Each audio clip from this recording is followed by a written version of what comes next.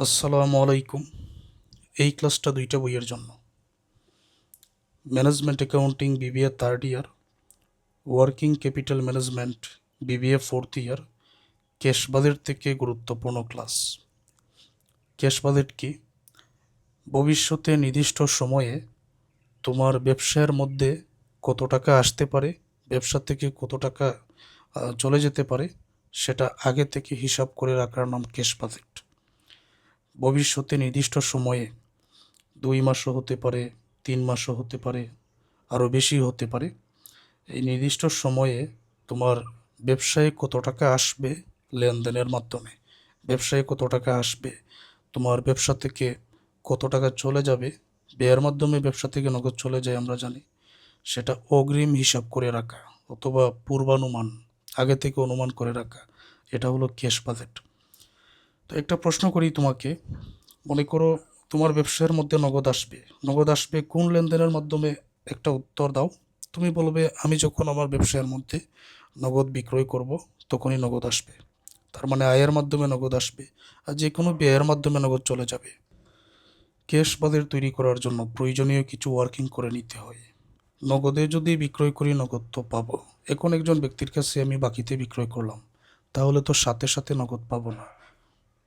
ধরুন প্রশ্নের মধ্যে আমাকে বলা হলো সেপ্টেম্বর অক্টোবর মাসের ক্যাশ বাজেট তৈরি করো, আর জুলাই মাসে আমি দাঁড়ি বিক্রয় করেছি 1 লক্ষ টাকা, বা যে কোনো টাকা, যে কোনো পরিমাণের টাকা আমি জুলাই অথবা আগস্টে বিক্রি করেছি, দাঁড়ি বিক্রি করেছি। তো দাঁড়ি বিক্রি করলে দেনাদারের সৃষ্টি হয়। তো দেনাদারের কাছ থেকে সেপ্টেম্বর বা অক্টোবর যে কোনো মাসে পেয়ে যাব। সেপ্টেম্বর বা অক্টোবরের ক্যাশ বাজেট তৈরি করার জন্য আমাকে বলা হয়েছে। তাহলে তো সেপ্টেম্বর অক্টোবর দেনাদারের কাছ থেকে আমরা নগদ পেয়ে যাচ্ছি, তার মানে নগদ ব্যবসায়ের মধ্যে আসছে। এই জন্য cash collection from debtor, debtor মানে দেনাদার, দেনাদারের আরও নাম আছে অ্যাকাউন্ট রিসিভেবল। তো দেনাদারের কাছ থেকে যে নগদ সংগ্রহ, এইটার জন্য আলাদা করে একটা ওয়ার্কিং করে নিতে হয় যে কোনো অঙ্কের মধ্যে। এটা একটা নমুনা তোমাদের দেখাচ্ছে। সব কিছু যে এখনই বুঝতে হবে এমন কোনো কথা নেই। পেইড ব্যাচে যারা আছো ধারাবাহিক ক্লাসগুলো দেখো শুরু থেকে শেষ পর্যন্ত। আমি এগুলো প্রয়োগ করে তোমাদের বোঝাই, না বোঝার কোনো কারণ নাই। তারপরে বোঝো, ধৈর্য ধরে ক্লাস দেখতে হবে, আমার কথা শুনতে হবে। এই হলো একটা নমুনা।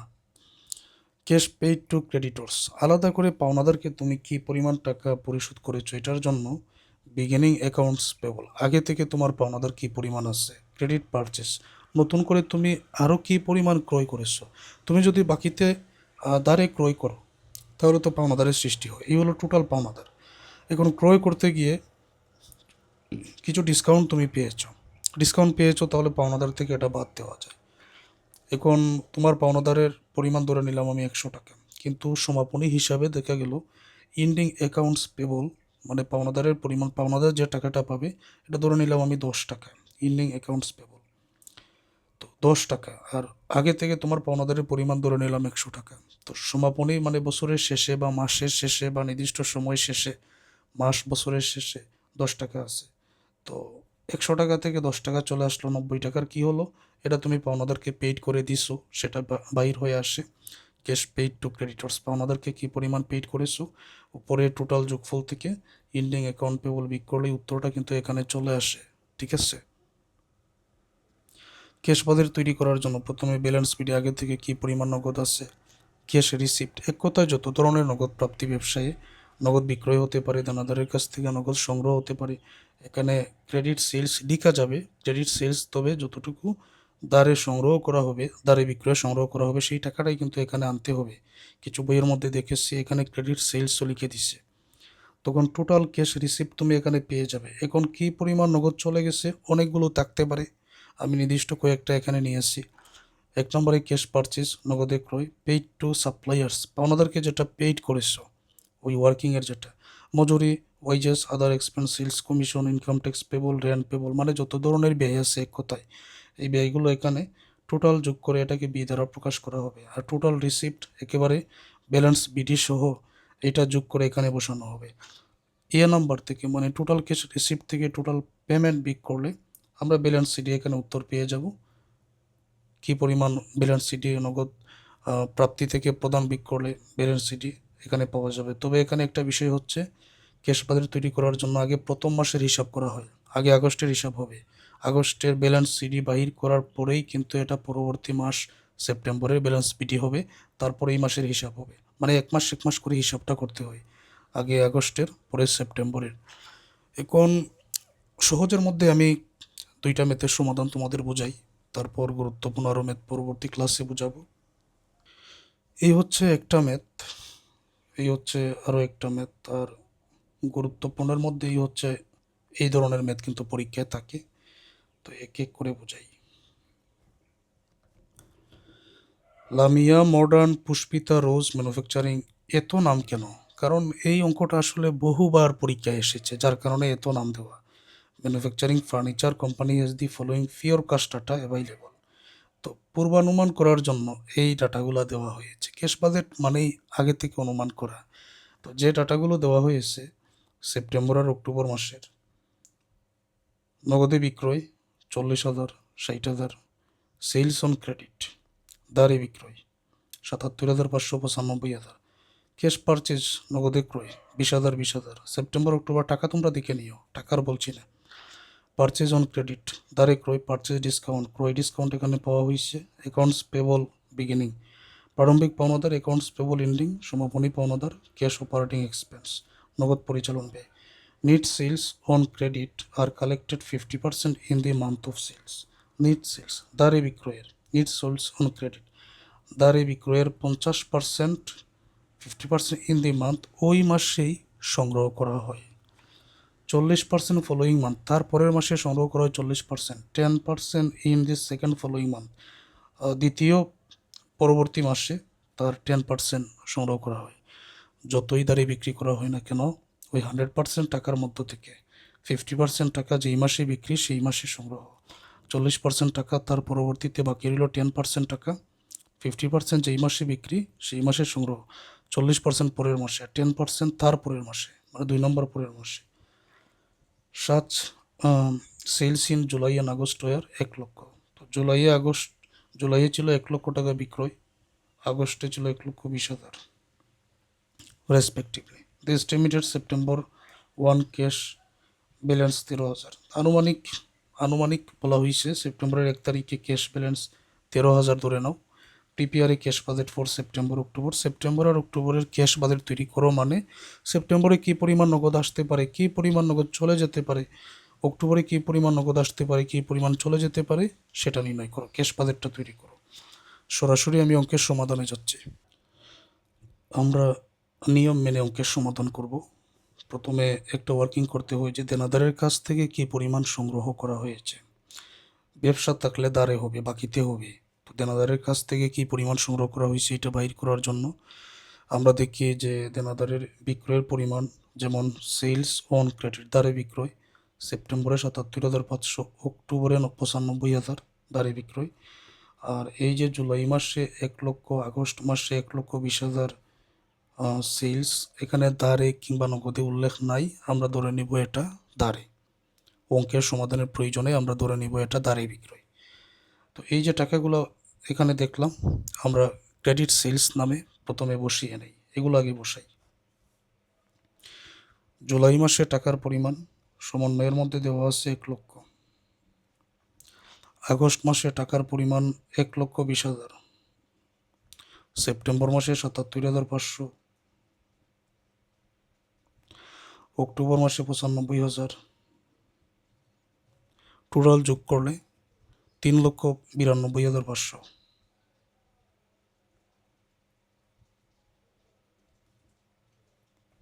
3,92,500 টোটাল দাঁড়ে বিক্রয়। এখন যে প্রয়োজনীয় তথ্যটা আছে, যেই মাসে বিক্রয় সেই মাসে দেনাদারের কাছ থেকে সংগ্রহ করা হয় 50%, পরের মাসে 40%, পরের মাসে 10%। ঠিক আছে। এখন দেখো জুলাইয়ের বিক্রয় আমার কিন্তু প্রয়োজন সেপ্টেম্বর আর অক্টোবরের, আমার জুলাইয়েরও প্রয়োজন নাই, আগস্টের প্রয়োজন নাই। সেপ্টেম্বর অক্টোবরে কী পরিমাণ কালেকশন করা হয়েছে দেনাদারের কাছ থেকে সেটা প্রয়োজন। তো জুলাই মাসে বিক্রয় করা হয়েছে 1 লক্ষ টাকা, তার মানে জুলাইয়ে দেনাদারের কাছ থেকে অলরেডি সংগ্রহ করা হয়েছে 50%। জুলাইয়ের পরের মাস কি? জুলাইয়ের পরের মাস হচ্ছে আগস্ট মাস। তো আগস্টে সংগ্রহ করা হয়েছে 40%। তারপরের মাস কি? তারপরের মাস জুলাই, আগস্ট, সেপ্টেম্বর, পরের মাস সেপ্টেম্বর। তো সেপ্টেম্বরের হিসাবের আমার প্রয়োজন আছে। সেপ্টেম্বরে সংগ্রহ করা হয় 10%, হিসাবটা বুঝতে পারছো? জুলাই মাসে বিক্রি 50%, পরবর্তী আগস্ট মাসে 40%, তারপরে সেপ্টেম্বরে 10%। তো এই 1,00,000-এর 10% আমরা সেপ্টেম্বরে কালেকশন দেনাদারের কাছ থেকে 10% কত হবে? 10,000 সরাসরি এই জায়গাতে বসিয়ে দিব। এখন আসো আগস্টে বিক্রয়, আগস্টে 1,20,000, তো আগস্টেই 50%, আগস্টে 50% হলে সেপ্টেম্বরে হবে 40%, 1,20,000 40%, সেপ্টেম্বরের পরের মাস অক্টোবরে হবে 10%, অক্টোবর পেয়ে যাচ্ছে। তো 40% হবে এটার 48,000, 1,20,000-এ 40%, 48,000-এর 10%, 12,000। সেপ্টেম্বরে বিক্রয় 77,500, তাহলে সেপ্টেম্বরেই হবে 50%, কত হবে? 77,500-এর 50%, 38,750, এবং পরের মাসে 77,500-এর 40% হবে, এটা তো 50%, 40% হবে 31,000।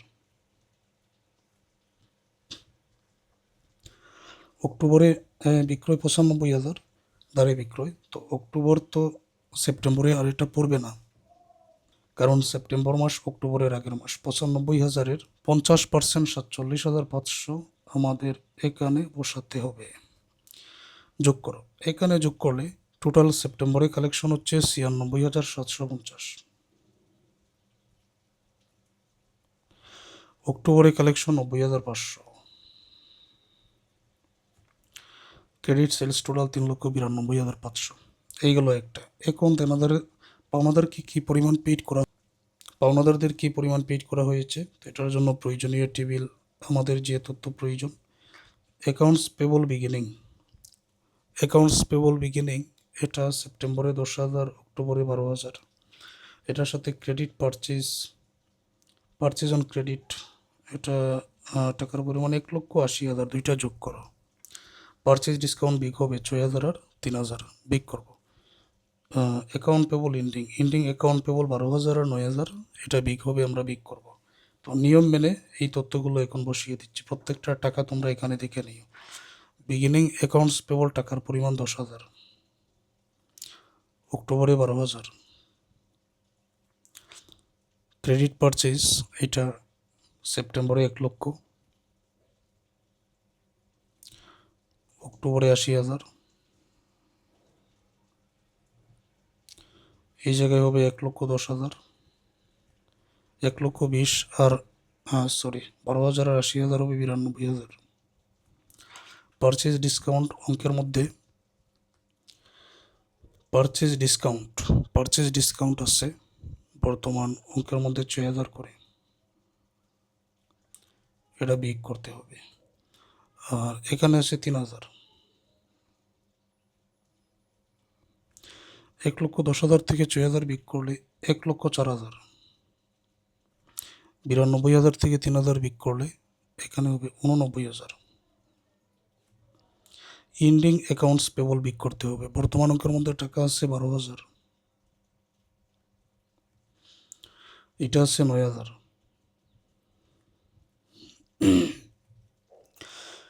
1,04,000 থেকে 12,000 বিগ করলে এখানে থাকবে 92,000, এবং এখানে হবে 80,000।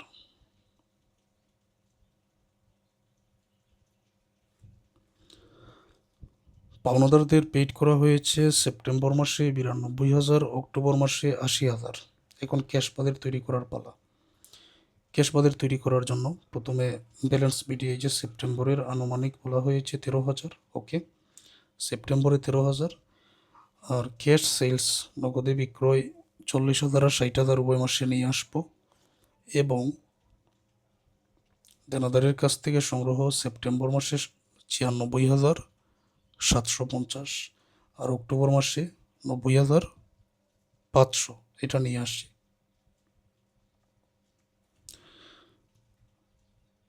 আগে আমরা ব্যালেন্স পিডি সেপ্টেম্বরের এখানে বসিয়ে দিব, 13,000 ছিল। Cash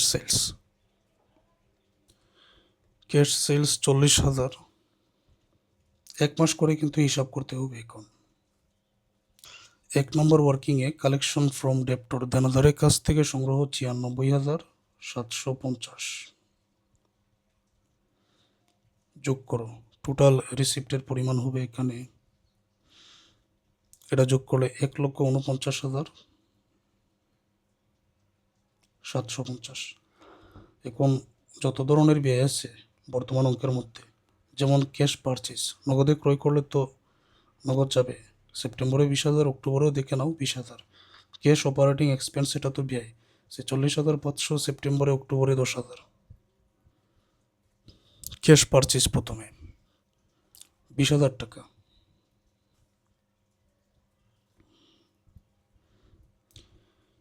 cash purchase 20,000। Paid to creditors, পাওনাদারকে পরিশোধ, আমরা 2 নম্বর ওয়ার্কিংয়ে যেটা বাইর করেছি আবার দেখে নাও। পাওনাদারকে পরিশোধ সেপ্টেম্বরে 92,000, অক্টোবরে 80,000।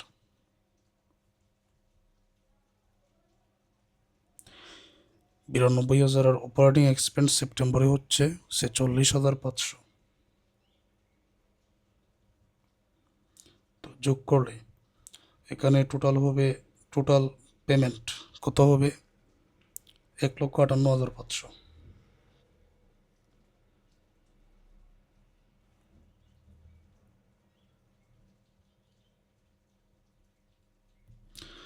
এক লক্ষ 58,500। এখন ব্যালেন্স শিটে এ থেকে বি, এ হচ্ছে টোটাল রিসিপ্ট এইটা, বি হচ্ছে টোটাল পেমেন্ট এইটা, এ থেকে বি বিক করলে ব্যালেন্স শিটে থাকবে 1,49,750 থেকে 1,58,500 বিক করলে এখানে মাইনাসের টাকা আসে, মাইনাসের কত আসে? 8,750।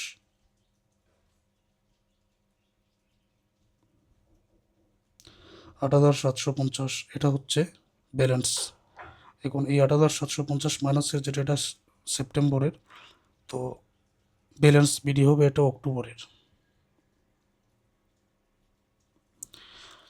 এই 8,750 যেটা সেপ্টেম্বরের ব্যালেন্স সিডি, এটা অক্টোবরের ব্যালেন্স বিডি, যার কারণে 1 মাস করে হিসাব করতে হয়। এখন ওই অক্টোবর মাসের যে তথ্যগুলো দেওয়া আছে, যেমন ক্যাশ সেলস, এখানে 60,000 একটু আগে আমরা চিহ্নিত করেছি, এই টাকাগুলোই শুধু বসাবো।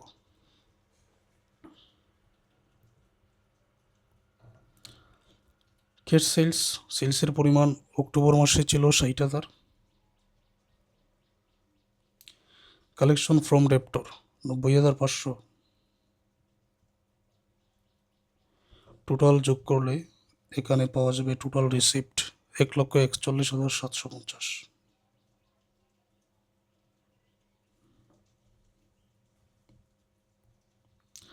Cash purchase 20,000। Paid to creditors, পাওনাদারকে পরিশোধ 80,000। অপারেটিং এক্সপেন্স 10,000, মানে সেপ্টেম্বরের যেখান থেকে হিসাবটা নিয়েছি অক্টোবরও সেম হিসাব আসছে। টোটাল পেমেন্ট হবে এখানে 1,10,000। 1,41,750 থেকে 1,10,000 বিক করলে ব্যালেন্স সিডি এখানে থাকবে 31,750।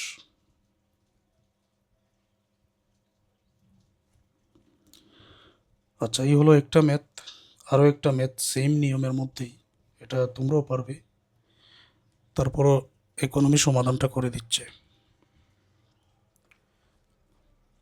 সালাম limited has the following forecasted data. Salam লিমিটেডের পূর্বানুমানকৃত তথ্য নিচে দেওয়া হয়েছে। Cash sales, credit purchase, cash purchase, credit purchase, purchase discount, accounts payable beginning, accounts payable ending, cash operating expense. Net sales on credit are collected 50% in the month of sale, 40% following, and 10% in the second following month। তো আগের মতো দ্বারে বিক্রয়ের 50%, ওই মাসে 40%, পরের মাসে, তারপরের মাসে 10%। Such sales in July and August were টাকা 1,20,000, জুলাইয়ে 1,20,000, আগস্টে 1,40,000 respectively. The estimated September 1 cash টাকা 16,000, আনুমানিক সেপ্টেম্বরে 1 তারিখে নগদ balance 16,000। Prepare cash budget for the month of September and October, September অক্টোবরে ক্যাশ বাজেটটা তৈরি করো। সমাধানটা আগের মতো। এখানে এই যে ক্রেডিট সেলস, দ্বারে বিক্রয় 90,000 আর 80,000, দ্বারে বিক্রয় 90,000, 80,000, আবার জুলাইয়ের 1,20,000, আগস্টের 1,40,000, যে মাসে বিক্রয় সেই মাসে 50%, পরের মাসে 40%, তার পরের মাসে 10% টাকা কালেক্ট করা হয়। এটার জন্য দেনাদারের কাছ থেকে কালেক্ট সেটা লিখে নিচ্ছি। জুলাইয়ের হচ্ছে 1,20,000, আগস্টের হলো 1,40,000, সেপ্টেম্বরে 90,000, অক্টোবরের 80,000, তো জুলাইয়ে 1,20,000। জুলাইয়ের পরের মাস আগস্ট, জুলাইয়ে হবে 50%, আগস্টে 40%, সেপ্টেম্বরে 10%, তো 1,20,000-এ 10% এখানে হবে 12,000।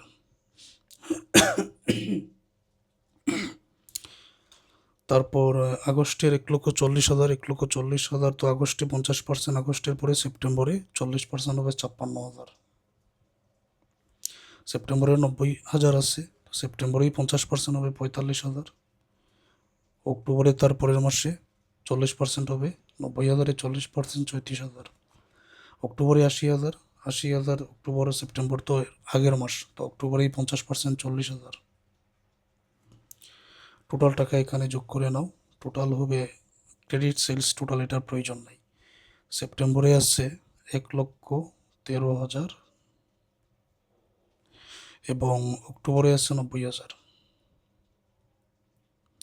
পাওনাদারদের কি পরিমাণ পেইড করা হবে সেইটার জন্য এই যে অ্যাকাউন্টস পেবল বিগিনিং 12,000, তার সাথে আমরা জানি এখানে যোগ হবে ক্রেডিট পারচেস 75 আর 65, পারচেস ডিসকাউন্টটা বিয়োগ যাবে 80 আর 4,000, এটা দেখে নিও তো, 8,000 আর 4,000 দেখে নিও।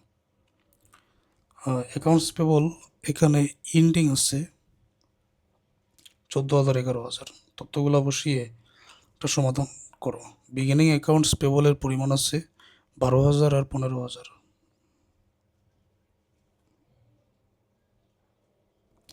ক্রেডিট পারচেস 75,000 আর এটা হচ্ছে 65,000। 12,000 আর 75,000, এটা হবে 87,000, এটা হবে 80,000। পারচেস ডিসকাউন্ট হবে 8,000 আর এখানে হবে 4,000। 87 থেকে 8,000 বিক করলে 79,000, 80 থেকে 4,000 বিক করলে 74,000। ইন্ডিং অ্যাকাউন্টস পেবল 14,000, 74,000 থেকে ইন্ডিং অ্যাকাউন্ট পেবল 11,000, 79,000 থেকে 14,000 বিক করলে 65,000।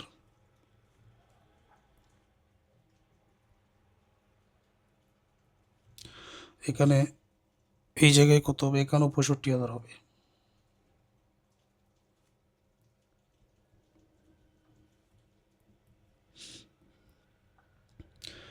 ক্যাশ বাজেটটা তৈরি করে নাও আগের মতো। ব্যালেন্স সিডি আছে 16,000 সেপ্টেম্বরের, ক্যাশ সেলস আছে 70,000 সেপ্টেম্বরে, অক্টোবরে 80,000। অক্টোবরের যে 80,000 এটার দেখাবো না, আমি কিন্তু এখান থেকেই নিব। আচ্ছা, তো ক্যাশ সেলস আর দেনাদারের কাছ থেকে সংগ্রহ যেটা সেটা নিয়ে আসবো। ক্যাশ পারচেজ আছে 30,000 এবং 25,000 উভয়ের। ক্যাশ অপারেটিং এক্সপেন্স সেটা ব্যয়ের মধ্যে পড়ে 48,000 আর 13,000। সবগুলো তথ্য লিখে নাও। আবার এখানেও দেখে নাও যে দেনাদারের কাছ থেকে সংগ্রহ সেপ্টেম্বরে 1,13,000, অক্টোবরে 90, পাওনাদারকে পরিশোধ সেপ্টেম্বরে 65, অক্টোবরে 65। সরাসরি এখানে মানগুলো আমি বসিয়ে নিচ্ছি। ব্যালেন্স পিডি আছে 16,000, receipt cash sales 70,000, collection from debtor 1,13,000, total receipt এখানে টাকার পরিমাণ 1,99,000।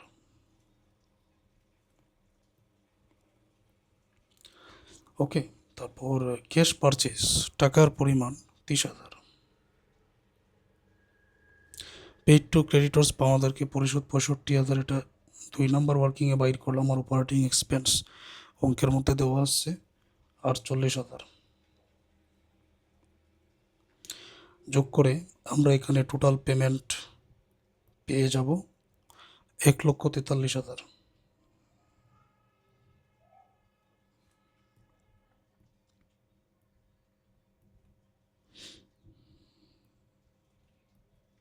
1,99,000 থেকে 1,43,000 বিক করলে এখানে ব্যালেন্স সিডি হবে 56,000।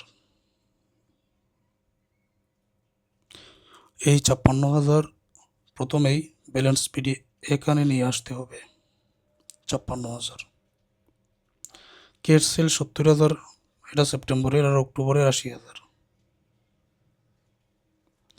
Collection from debtor 90,000। 56,000, 80,000, 90,000 যোগ করলে টোটাল রিসিভ 2,26,000। 2,26,000। ক্যাশ পারচেজ আছে অঙ্কের মধ্যে 25,000। পেইড টু ক্রেডিটর্স আছে 65,000। অপারেটিং এক্সপেন্স এইটা আছে 13,000।